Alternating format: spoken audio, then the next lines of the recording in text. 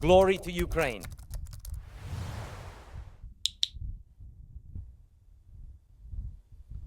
Distinguished guests, all friends of our state, of the Ukrainian people, I am glad to see all of you here in Kyiv. Thank you all very much for your support. A special thank you, Alex, to you for these 2 days. Thank you very much for such strong support.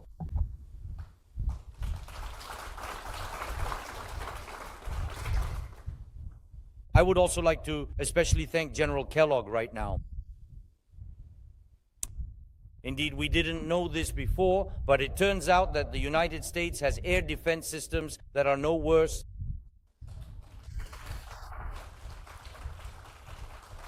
than the Patriots. The generals really do say this every time you are here. When you are in Kyiv, in the command posts, the people of Kyiv can actually get a bit of sleep.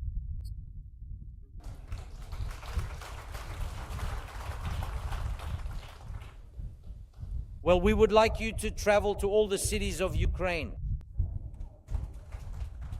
And we really would like to have a few more of these American systems for our country. This is actually, it's not really a joke, honestly. When a representative of the US president is in Kyiv, President Trump, there are no massive strikes. The killers refrain from killing. This doesn't work with representatives of other countries. Maybe it would work with a representative from China. But it seems that China is not interested in stopping, if not the whole war, then at least the strikes. Unfortunately, this doesn't work with representatives of international organizations either, including the largest ones. When the UN Secretary General Guterres was in Kyiv, Putin was launching strikes. In fact, he was launching strikes in a rather demonstrative way. The Russians were attacking. Not only with drones, the Russians were attacking with missiles as well. The same thing happens when the OSCE is here, the same when NATO is here, the same when the International Monetary Fund mission is here, or anyone else. So, I believe the United States has the power to influence Putin in such a way that he at least adjusts his behavior. And it's a very interesting question, how does this actually work? I remember when a representative from China was traveling to Russia, they actually sent us a note relaying all the signals from Beijing, asking us not to use long-range weapons while China was in Russia. I'm curious, does it work the same way between America and Russia, General? Maybe this is actually an option for how to implement a ceasefire, which President Trump was still talking about back in February. I'm ready to grant General Kellogg citizenship. If everything he needs, a place to live, anything necessary, if this would motivate Russia to agree to a ceasefire, there is probably also an opportunity in China to get the Russians to stop killing. But the world has not seen any willingness from China to make this happen with regard to Russia. China called for a ceasefire in this war and for the war not to expand, but Putin did nothing. This does not prevent China from warmly welcoming Putin and talking to him about the most important thing, longevity. Perhaps Putin has a certain respect for India. His words seem to suggest this, but even India's calls to end the war and statements that our century is not a time for war have also been ignored by Russia. This applies to everyone else in the world. Whoever it may be, the Russians do not stop killing for someone's presence or attention. But how long can America's attention last?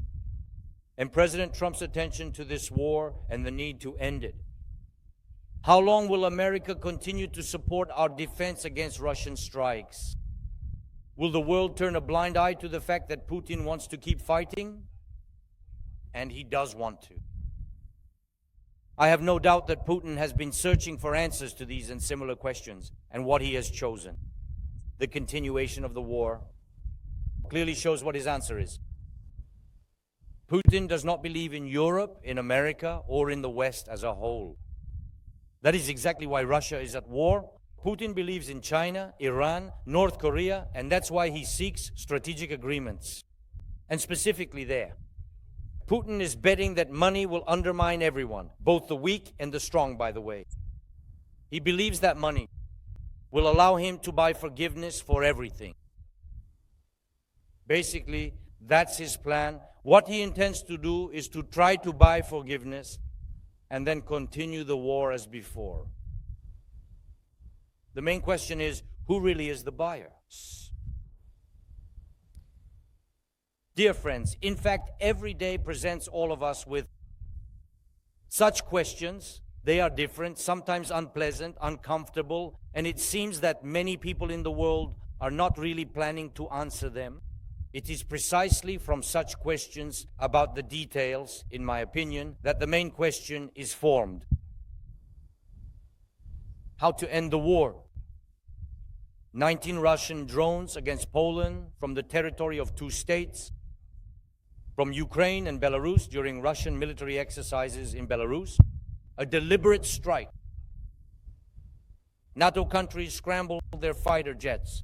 A few days have passed, and this is gradually ceasing to be a topic of discussion. And what are the consequences for Russia? Let's be honest, none. A day before the attack on Poland, the Russians killed 25 people in the village of Yarova in the Donetsk region. Ordinary people, elderly people, they had come to collect their pensions. These are the very residents of Donbass whom Russia claims it is saving.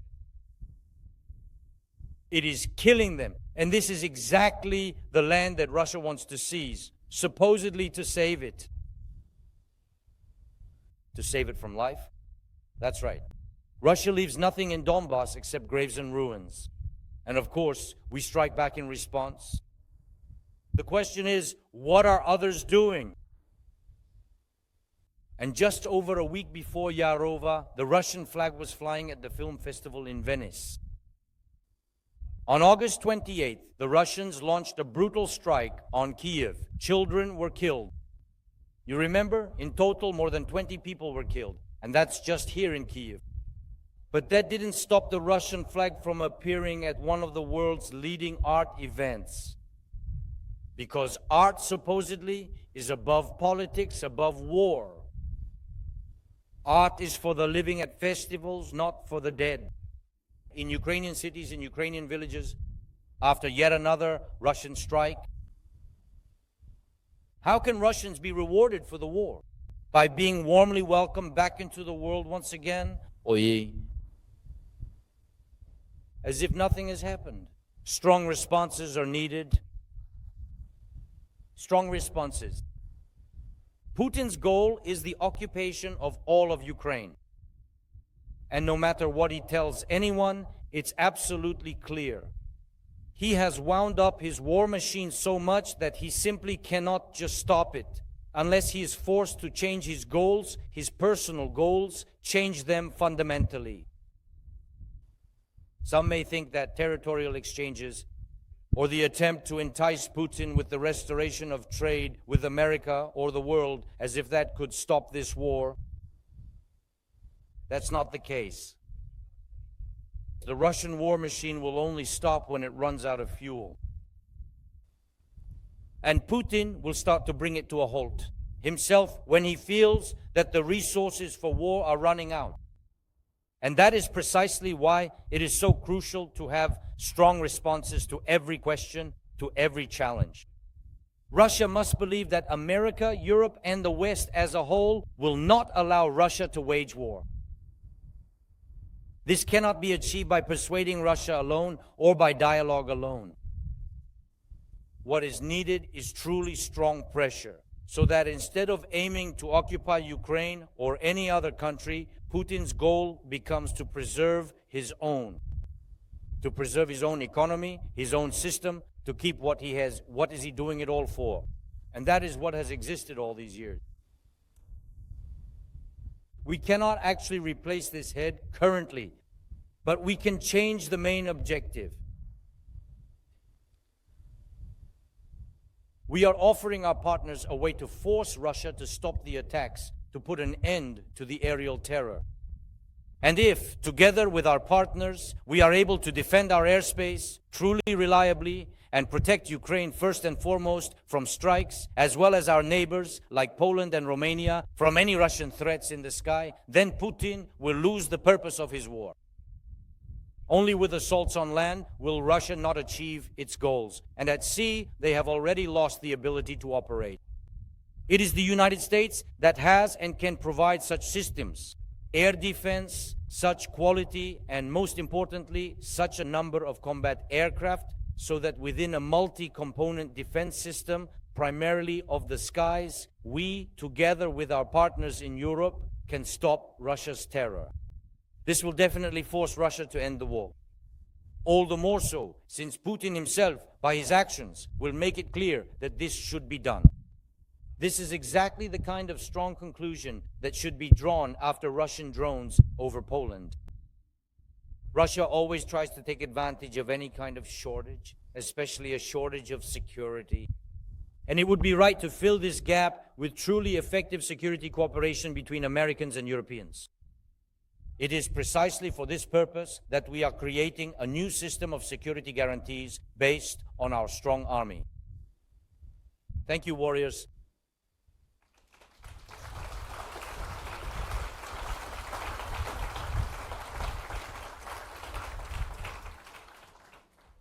A strong Ukrainian army is a part of the European security forces. When we talk about security guarantees for us in Ukraine, in reality, these are security guarantees for everyone in Europe. This is already an obvious fact. Now it is even banal, but it needs to be repeated again and again to fill this system with real substance. I am grateful to all the partners who are helping us. We must find a way to influence China so that they use their leverage on Russia for the sake of ending the war. Russia, in any case, will no longer stop being a supplier of raw materials for China. And politically dependent on China, that's how it is. They have chosen their path and have gone too far down it.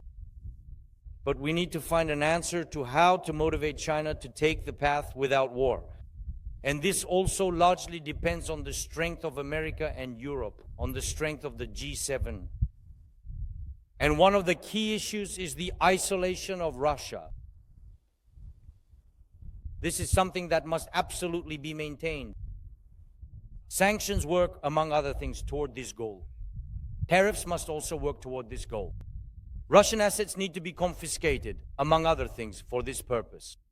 It is important that principled stances are upheld in political matters, in cultural matters, in sports, in all areas. Russia is betting on money, on Putin's belief that he can buy everything. And everyone must ensure that this does not work. Is this possible? Yes, if the world truly wants the war to end. Giving Putin this or that part of Ukrainian land so that he stops the war, this will not happen. And that's not a solution, it's just a pause. Just like after 2008 and Georgia, just like after 2000, 2014 and Crimea and Donetsk. We need a guaranteed end to the war. We need guaranteed security for us, for Ukraine, for Ukrainian children. We need guaranteed accountability for Russia, for what it has done against Ukraine, against Ukrainians, against our Ukrainian children. I thank everyone who is helping us achieve this. Those who support our defense, who work together with us so that Ukraine and all of Europe are strong, who help us in our relations with President Trump and with the United States in general. Only together can we achieve peace. And only if we respond strongly to all the questions regarding this war. Strongly, so that the objectives will change. Thank you. Glory to Ukraine.